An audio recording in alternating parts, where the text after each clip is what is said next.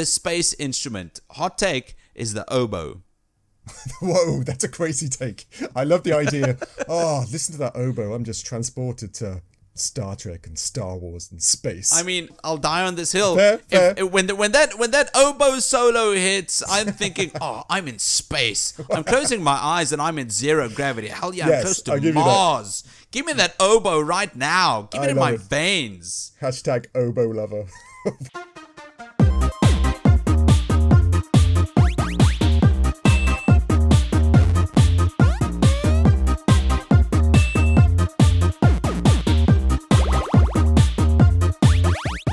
Hello and welcome back to a brand new episode of everyone's favorite podcast, the Critical Arcade Podcast. I'm your co-host Nick. And I'm Dave. Hello Dave. Hello Nick, you well?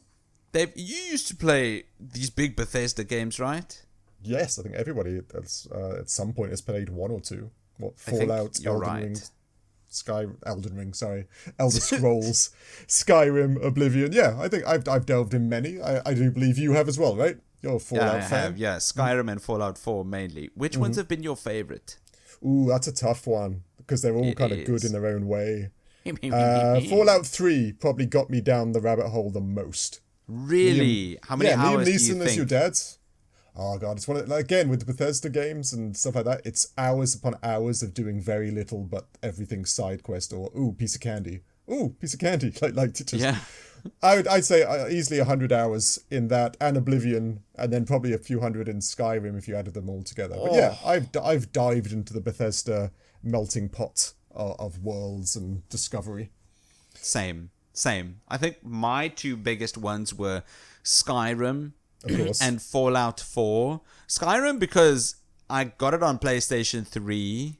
Yeah. And I had just an incredible time exploring Skyrim. And then my save got deleted. That's only, ladies and gents, only like the older gamers know this pain because everything's cloud saved and stuff now. Losing a big save, like a really developed save, and then you think, I got to start all over again. Oh, no. That's some pain. That is pain right there.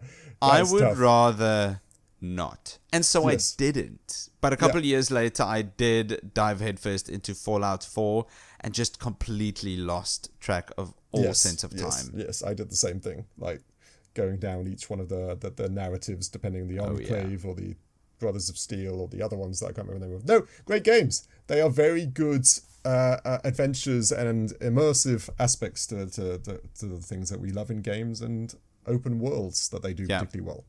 We start this conversation with all of these personal disclaimers because this week's game is a bit of a hot topic, or it has been a hot topic. Definitely not as much now, but it was a couple of years ago. Dave, what did we play this week?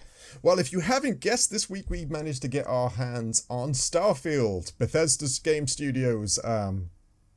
Latest? I guess in theory it is kind of the latest. I guess latest. I guess you're right with latest. Re-released Skyrim again or anything like that, like to be the actual latest Starfield. One. Yeah, it's Starfield. Before we continue on the episode, we just want to give a big thank you to Bethesda Game Studios for providing the review code for Starfield. We're mainly reviewing this because it released on PS5. Yeah, so we are playing the brand new PlayStation 5 version of Starfield. Thank you, Bethesda. Yeah, and if you're wondering why we just got that now, it released on PlayStation 5, but also came with kind of a big patch and some extras thrown in on top of it so that people could hopefully dive back in and experience the world that Starfield has to offer. Yeah, it was the Free Lanes update the Terran Armada. Which is quite a big update. Like they if you have played Starfield before, they've added a few things. I thought just to mention if people are interested. They've added their own version of bobbleheads, like from the Fallout games, called action figures, which you can go around collecting, and they increase your perks. You now have a vehicle, thank God, to explore the planets with, because you used to just walk it and run out of O2 all the time, and it was just really boring. So you get your own like Mako from Mass Effect, which is greatly needed. An interesting one they put in now is that you can find your favorite gun And with X Tech, you can keep your favorite gun and upgrade it along with your levels so that you never have to put it down. A lot of like quality of life issue fixes to some degree and more populated worlds. And of course, like Nick said, you get the Terran Armada DLC, which is a kind of a lengthy DLC. And it's Starfield's second DLC. Yes, it's the second one they did. And this is the one Do you think it's their final DLC? I'd suggest so. I'm not sure how much more you can kind of milk out the Starfield, bosom, so to speak. This one, gives you another companion, which is very cool. But later, I'll point out something that's not very cool about it, because damn. Those are the additions, and a cruise mode when flying, which I know a lot of players wanted, because they wanted that whole feel of being like in hyperspace and walking around your cruise ship whilst getting to a destination and stuff like that, which is fine. It does add a nice degree to like the immersion. It does add a great deal of time to just everything. But if that's your shtick, they've added that to it too, which is nice. But I mean, that's what people really want from these types of games. It's just having the ability to play the way you want. 100%. So sure, if we put our spaceship on autopilot and we want to go to Venus, walk around our ship, interact with the crew, or make some research, that's what they want to do. So Bethesda just providing the option is what players want. Which is great for like those people, like you said, want to role play what it's really like to traverse space or to go to planets, which is, if you like, it's a lot. There's a lot there, and if you really can do that real immersion, then they've added a lot there to really kind of help you out and to really get you into it. On that note, should we jump into the narrative? Like, what did you think of the narrative of this? So I think the main story has some cool ideas with the constellation and the artifacts, but it never takes that big, unforgettable step. I agreed. It never becomes this epic, legendary story that the previous games did, like fighting Alduin in Skyrim. Is that what you do? It's funny because I know I played 200 and something hours of Skyrim. I haven't done the main quest. I just went. Really? I've done the DLC. I've done the horse things. I've done cave. I've done armoring. I've done dragon hunting. No, never did the main quest. Good to know that's the main quest is.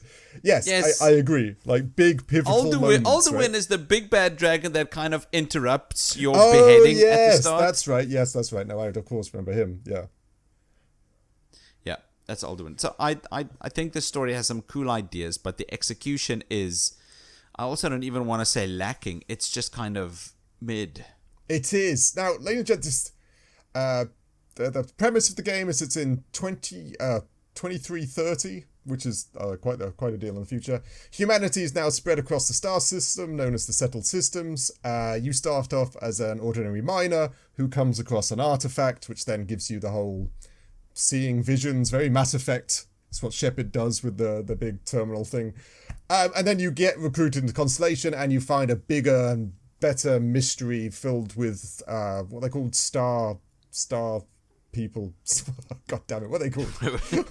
Starborns. That's it. You find the Starborns who are competing with you, collecting all the mysterious metals, and there's kind of a, like you said, the narrative of it, the main pulls of the narrative is fairly boring, I'd say. It is mid, I'll give you. Just really, really done before. Do you know the problem is because I'm a big Mass Effect fan, and that affects...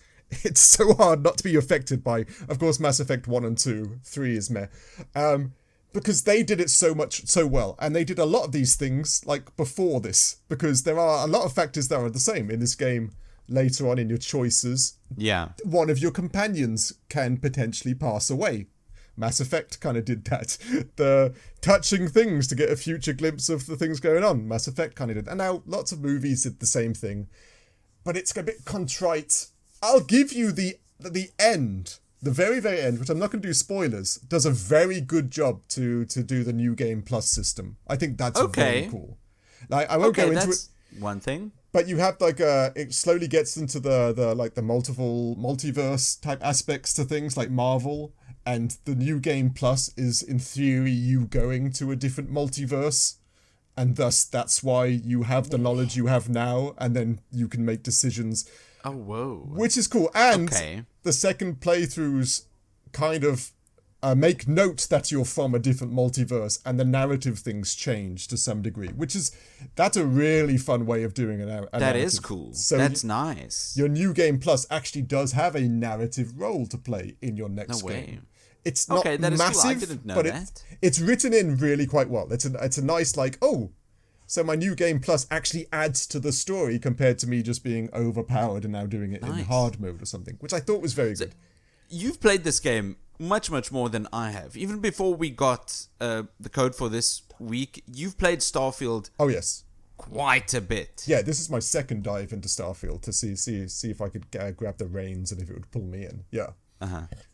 Okay, so one thing I thought about the narrative is the story is all right. The themes are interesting, but not deeply explored.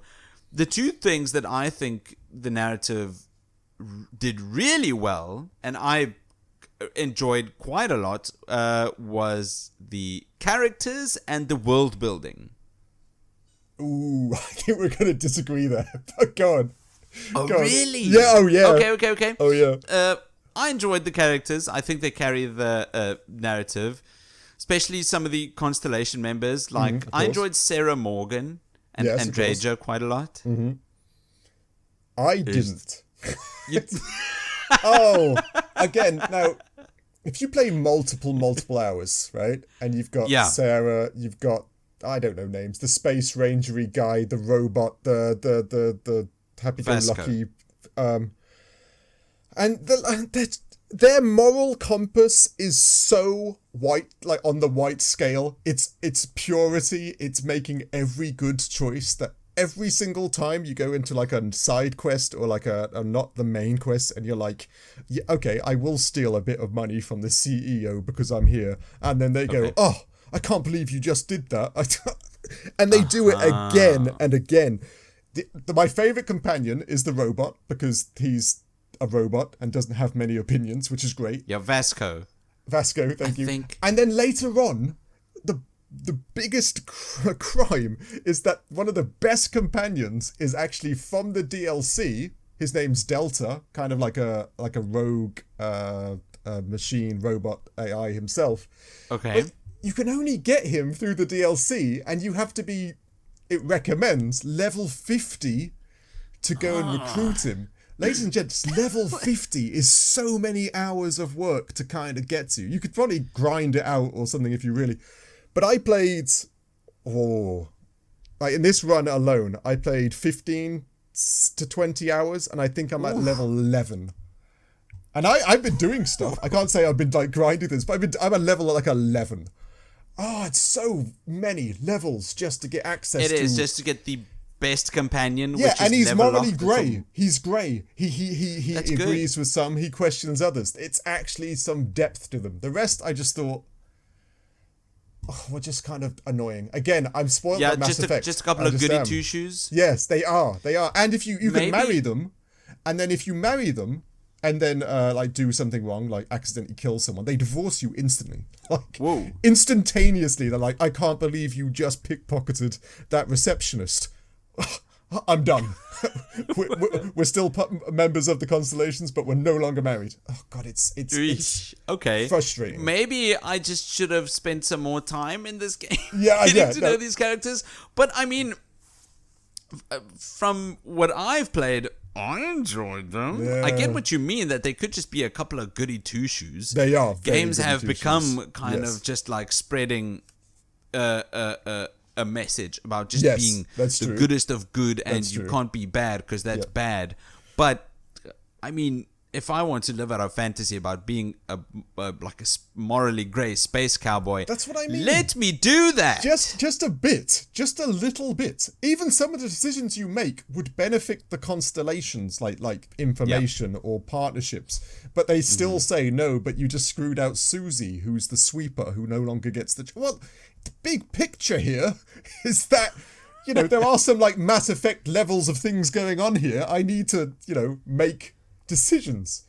Okay. That said, some of the actual side quests, like the main side quests, have some half-decent stories to them. You got corporate espionage, space rangers, stopping the terramorphs from destroying civilizations and stuff like that. Those are actually quite fun. They got some nice flesh to them. Maybe some of them a little too long, but they got enough there that keeps you going back for more. Okay. And again, lots of fluff missions too, which are a bit boring, but they're there for a reason, to raise money and build your XP. These I'd say kind of fluff missions. Don't you think that that adds to the world building Bethesda's laid out in Starfield? Right, not only necessarily just the big story, which is nice, but the world building and the stories it tells through the environment. I do agree. Like faction politics. What's going on in this random cave, stuff like that. They do that. Sorry, I just said do live.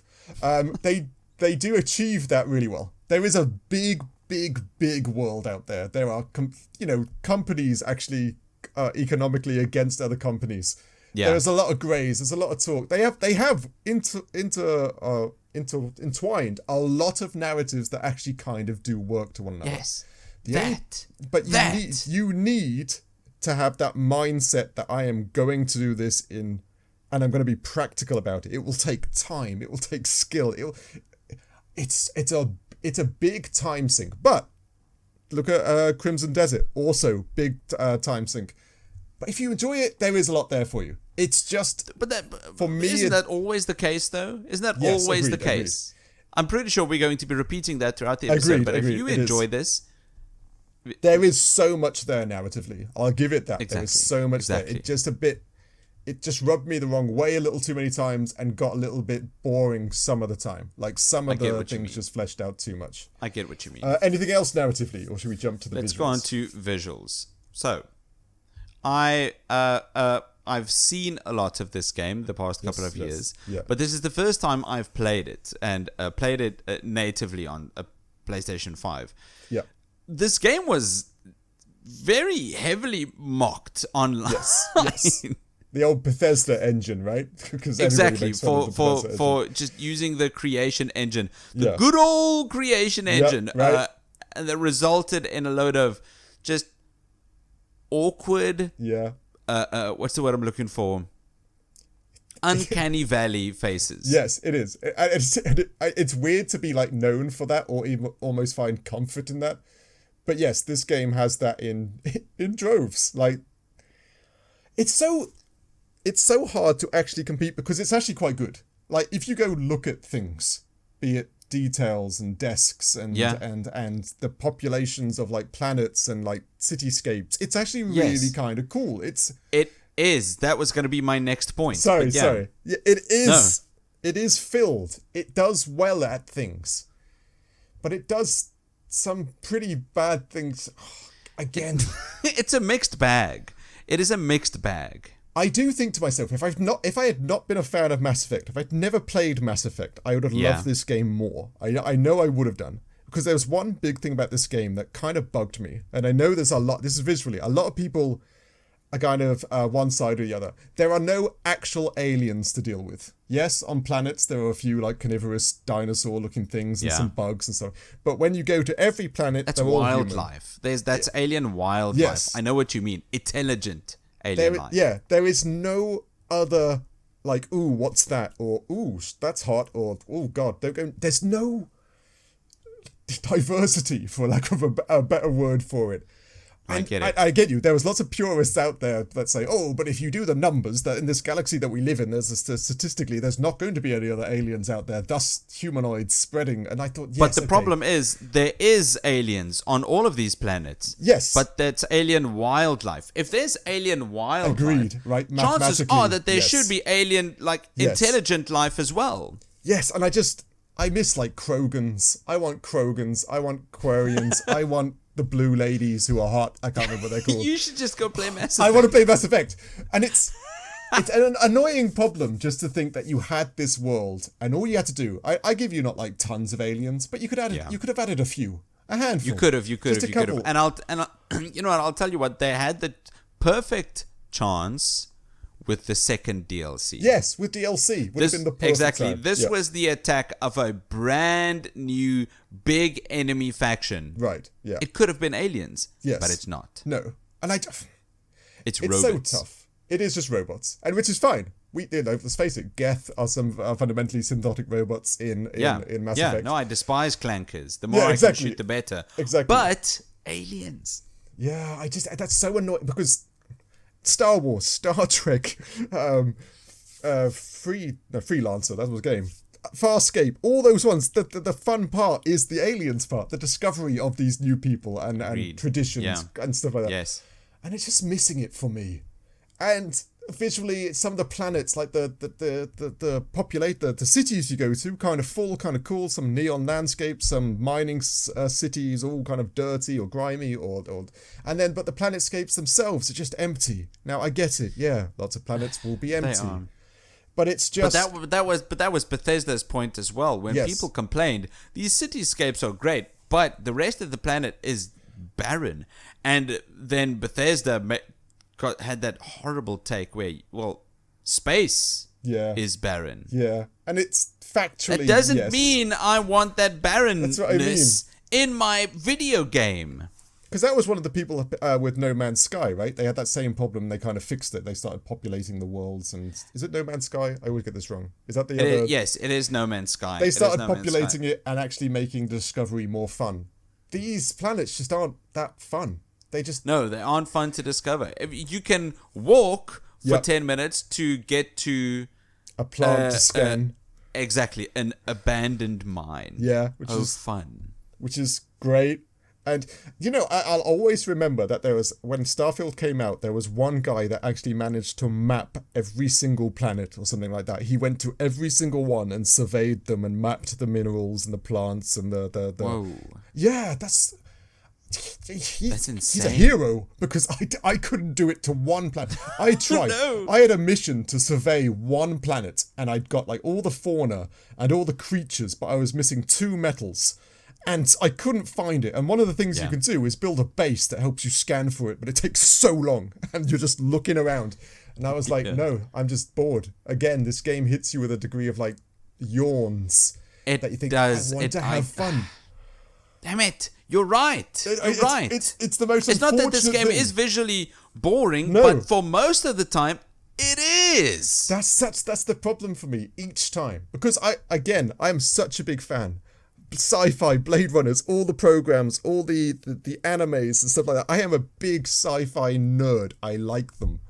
I just didn't think I'd find a world where I got bored whilst being in one. And not every single, but most of the time, I'd stop playing because I got to the point where I'm bored. I'll watch something. I'll get up and do something. I got too bored with it. I get what you mean. I have 4 kids. You know this. You do. Listeners, you probably also know this. Yes. I've got a lot of kids. So when I game, it's in the evening when everyone sleeps, all the chores are done, my work's finished, the dishwasher's churning. Yeah. That's when I sit down to play a game. It's around 9 p.m. If a game doesn't hook me in 20 minutes, I pass out. Yeah. Every time I played Starfield, unfortunately, I hated it, but I fell asleep. Yeah. And so I didn't want to. I really didn't want to. I was walking around in New Atlantis, in Aquila City and Cydonia, and I thought, hell yeah, this looks nice. This looks... Yeah, exactly. The thing is, I did that whilst not having 4 kids, being fairly rested and, knowing where I was going to some degree. And I also didn't fall asleep, but you just sit there going, what am I doing? I want to do something. I want to be stealthy. I want to be cool. I want to be Commander Shepard. I'm sorry, but I want to be Commander Shepard. I know, sorry, too many comparisons, but I just do. David, just go play Mass Effect. Sorry, another weird thing. The spaceships aren't cool. I want a cool... I get that you start off with a modular kind of mining spaceship. Yeah, none of them are cool. Even when you go... like stylized. Yes. Like, if I'm spending 500,000 credits on a new ship, I don't want it just to be a bigger square. No, I want it to look like that. The Phantom Menace. You watch the Phantom Menace. That cool silver ship that they... I want one of those. I want a yacht. I want something. You want the Slave One. Yes, I want some. Yes, I just don't want a big square beast that I know. Oh, at least I've got all the with petrol. Rockets and square with thrusters in uncomfortable spaces. Yeah, every single time I'd go to the shipwrights because I wanted to buy myself a new ship. I wanted a cool ship.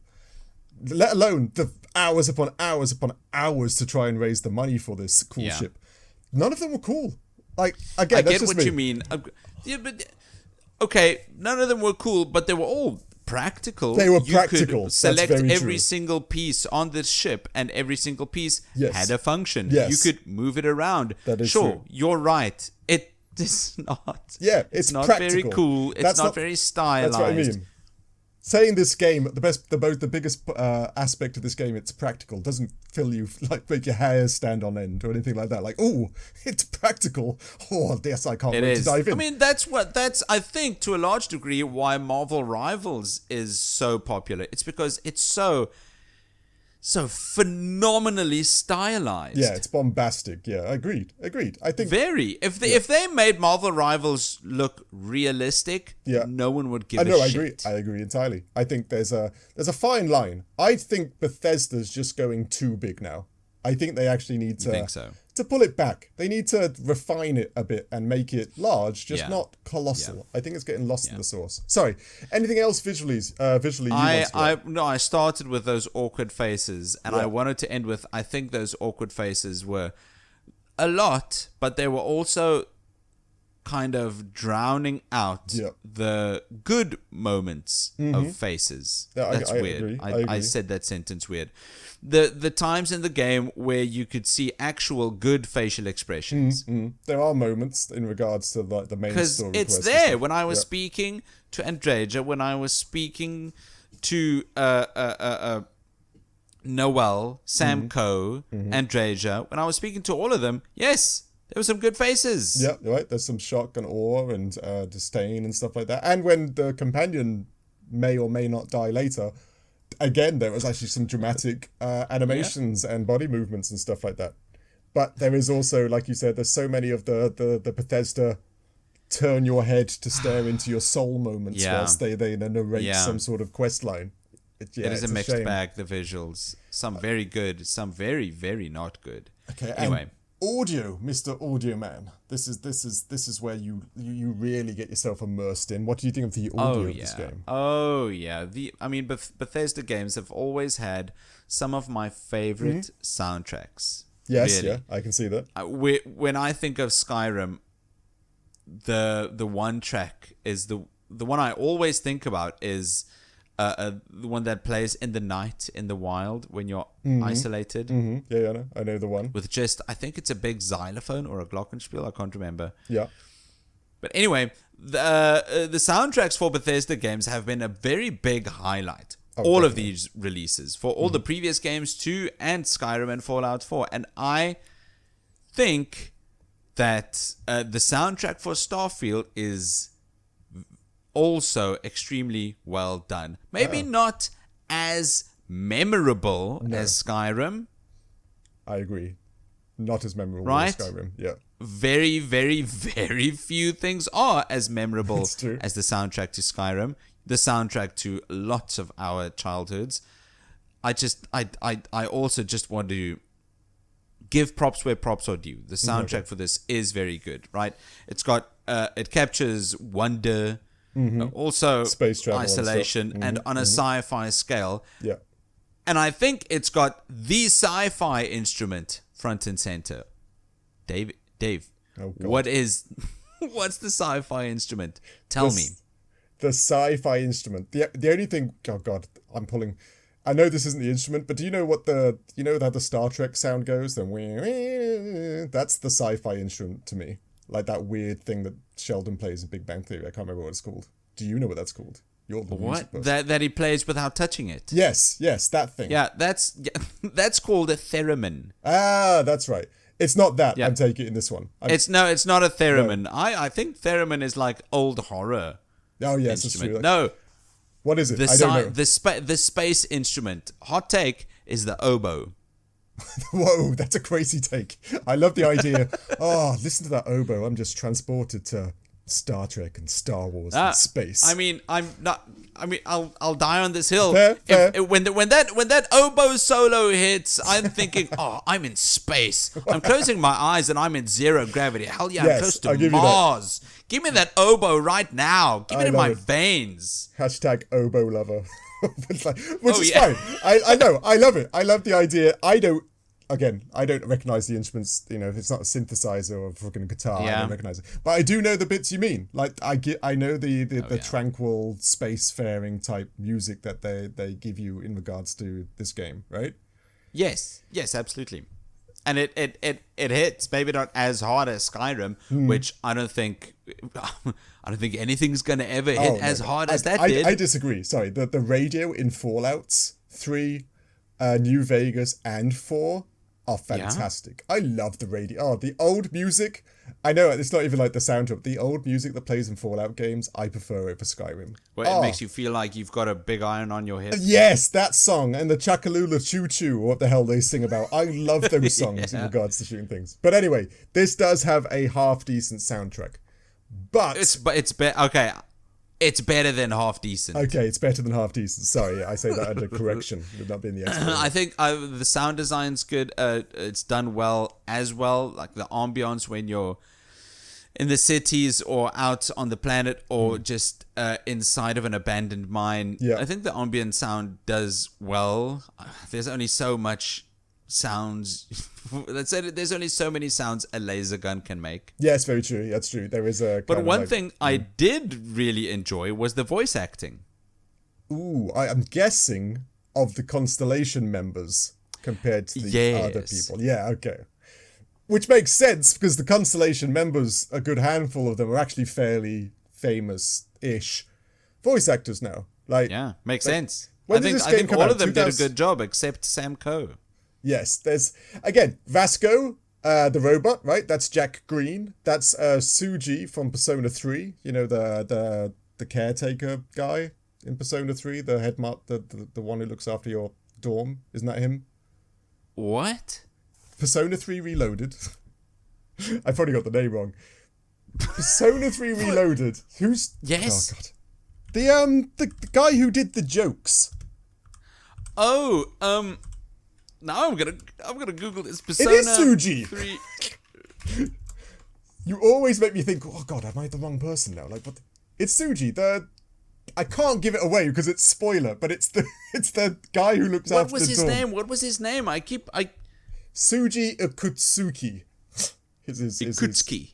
Yes, yeah, right? I remember Ikutsuki. He does the voice of that guy. So Vasco is fairly well known. Anyway, yes. Walter Shroud, which you find out later, he's kind of the guy funding Constellation, is Armin Shimmerman, which is Dr. Nefarious from Ratchet and Clank, which is fairly common. You play those games, right? Oh, nice. Yes, that's a crazy voice. Sam Cole is Elias Tofere, I'm going to say his name right, who is Remy from Hell Is Us, which I know you completed. He also is Adam Jensen from Deus Ex, which is kind of like a big No name. way. So the Remy main from members, Hell Is Us, that's the same voice actor as Sam Coe. Which is kind of cool. So they got some pedigree there.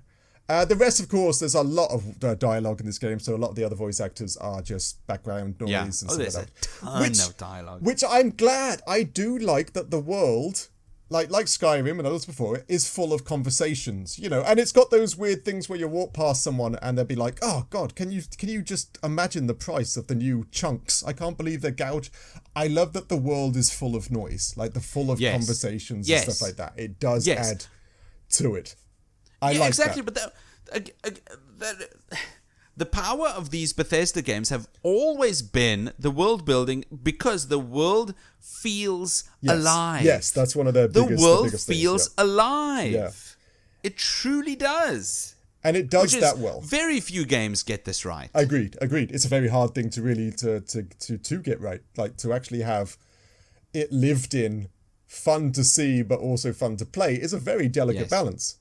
On the other side of that, a lot of the dialogue, like the side mission dialogue and the other things, can just be very repetitive and kind of like, again, some of it's the writing. There was one part where I just wanted to do a side quest at a hotel with the woman, and she said, "I'll only give you this if you've lived here a week." And I was like, what? Like a week? I have to come here 7 days and sleep in the bed just so that you can give me dialogue, so that you can tell me to go pick something up.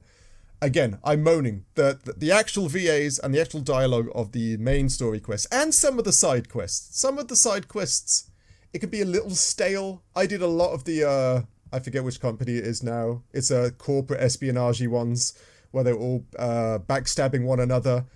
And a lot of that came very samey and very like, oh God, okay. But there is a balance. I just don't think it's there yet. You know, I want Mass Effect, but I want a populated world that Bethesda There does. we go, there we go. Blend, right? This is our third segment that we've spoken about, and there's not been a segment where you've not talked about Mass Effect. I'll try to slip in some what's it called? Outer Worlds. There you go. That's also a good game that's got this type of thing. It is. But yeah, Mass Effect, great game. People should play it. Speaking of, let's move on to gameplay. Okay, yeah, right. Earlier this year, last year, we played and reviewed The Outer Worlds 2. Yes, which was, in my opinion, a really good game, but unfortunately, it didn't hit a big enough target market. It's a shame. True. Enough profit for that game to really do well commercially, which is, as you said, a shame, because that's a good game. It is. And I think is what maybe Starfield should have been. Yeah, agreed. It's one of those, it's so complicated because they do so much, which we all want in games. We want more, and we want more bang for, and we want to do all those little things like Fable and Skyrim. We loved and Crimson Desert. We love to do little things like so. But sometimes, or just having the options to do all the little things and the big things, to do all the things. If we just can do them, we're happy. But I just think they're going too far now. I think there's too much.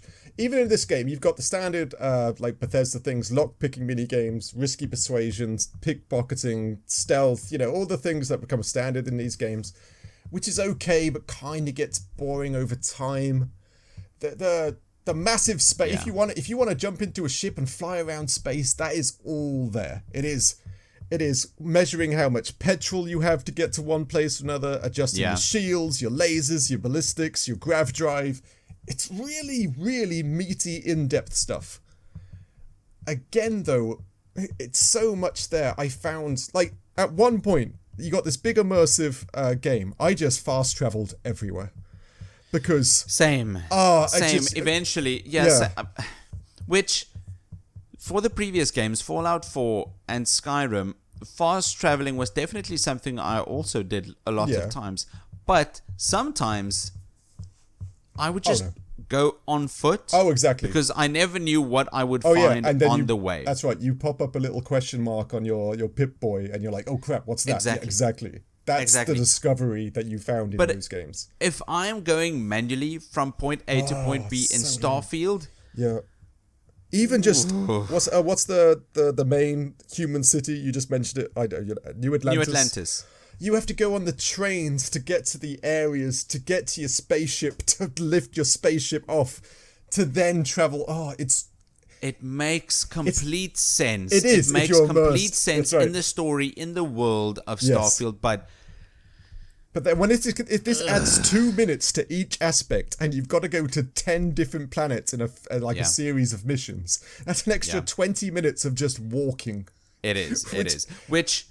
I know we're complaining, but they gave us the option for fast traveling, and we are fast traveling. But sometimes I don't want to fast travel. Sometimes I want to explore. But to explore in Starfield isn't as simple as it was in the previous Bethesda games.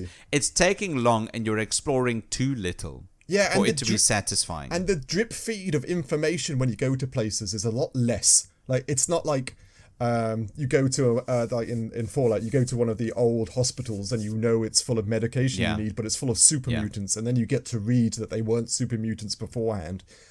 You go to the planets, and you have some things like that, like in regards to plant life and scientists that have now died, but it's spread out between like 30-minute bits. Exactly, it is spread out. No, you're absolutely right. You're absolutely right. I feel exactly the same way.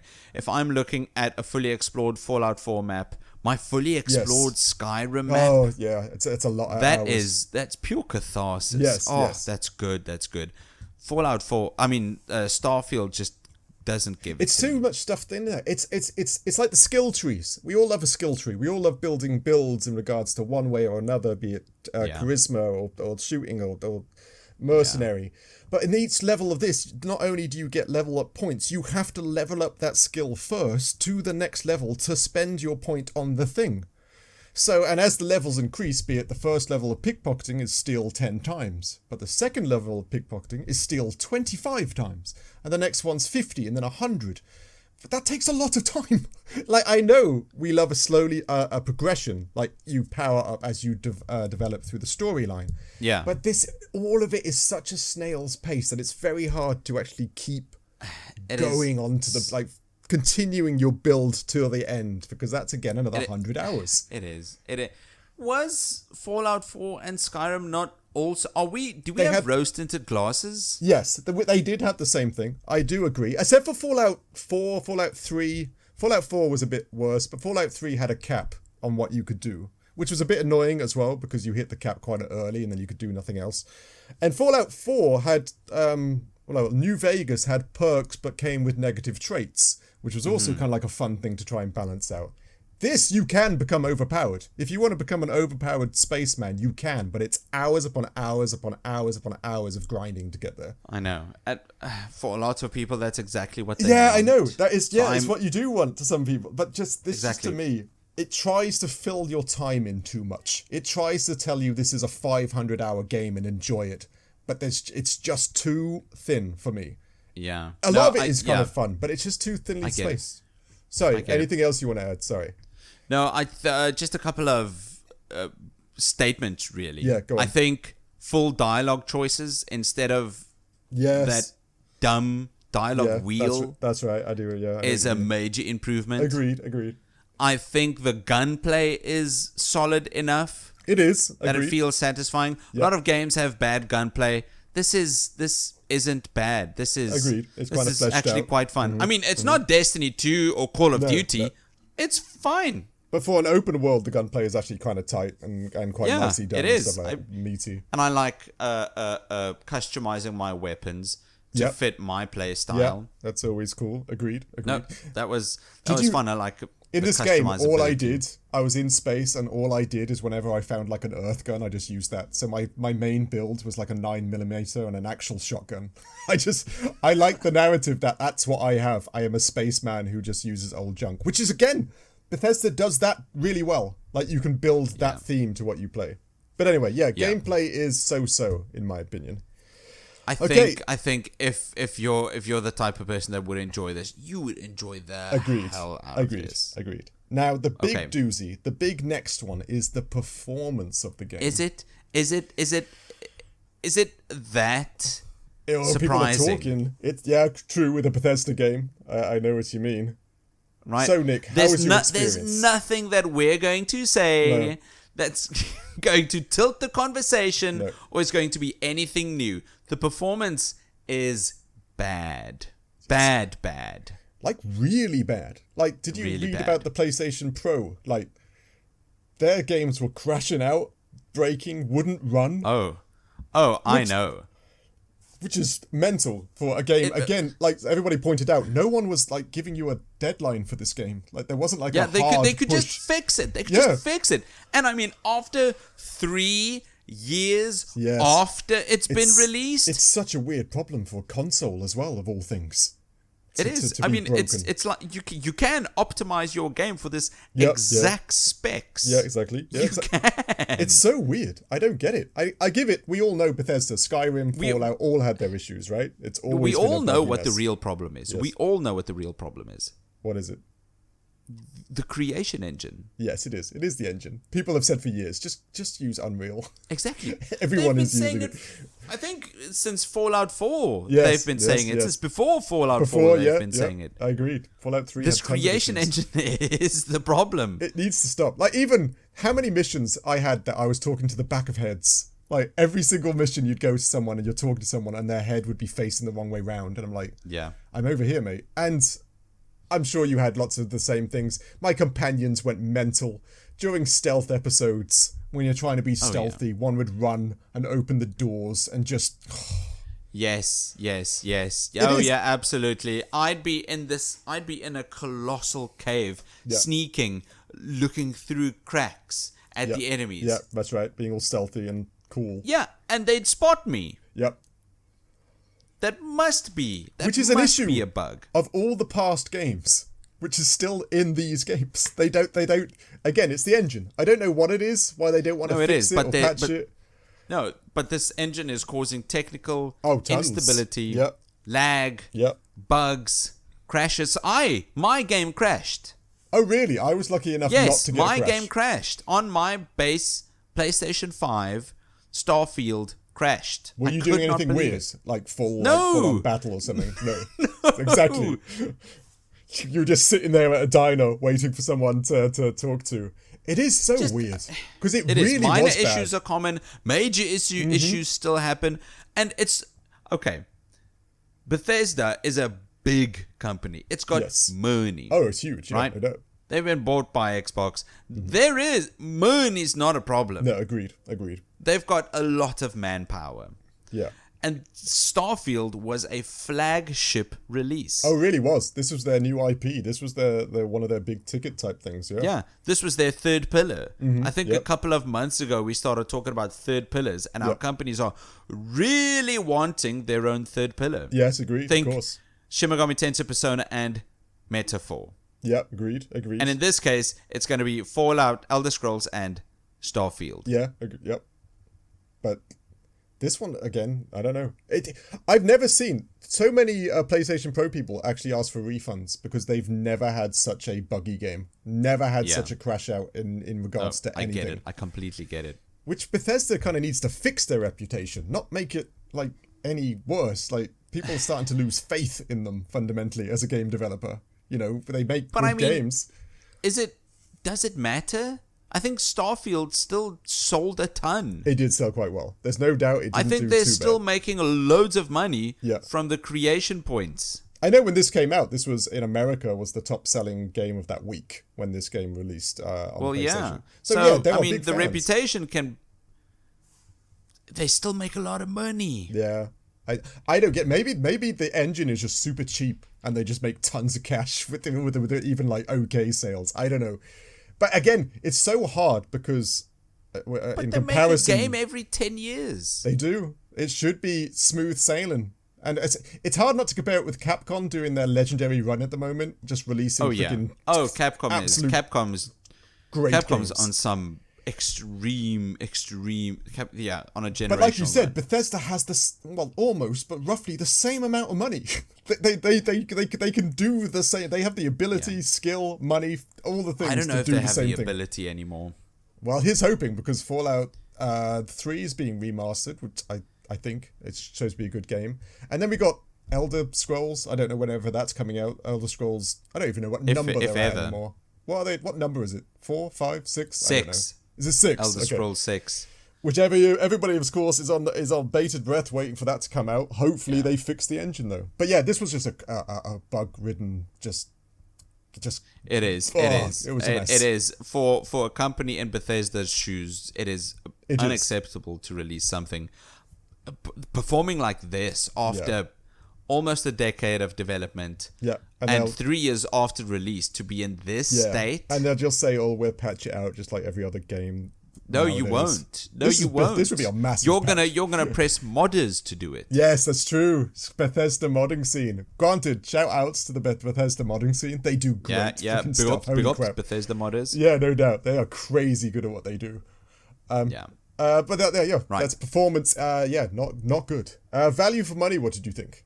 On the complete opposite of the spectrum, I think this is some incredible value for money. Yeah, I wrote the same thing because for $60, pretty much across the board, there is hundreds and hundreds and hundreds and hundreds of hours if you do New Game Plus and everything like that. I don't understand. How can Bethesda keep getting away with this? I know, because it's hard not to, because that bang for your buck. This is like a Genshin Impact and stuff like that. There's so much stuff that you could pay this for a year. I'm sorry. This is the original bang for your buck. Yes, it really is. It really is. Right?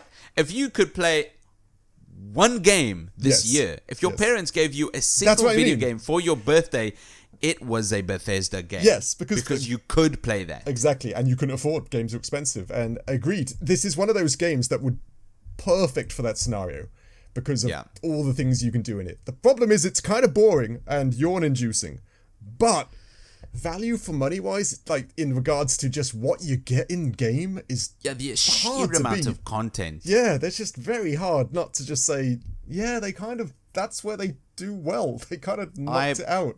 I agree, and it confuses me. Yeah. It kind of makes me angry. Yes, it's a full of emotion. Yeah, no doubt.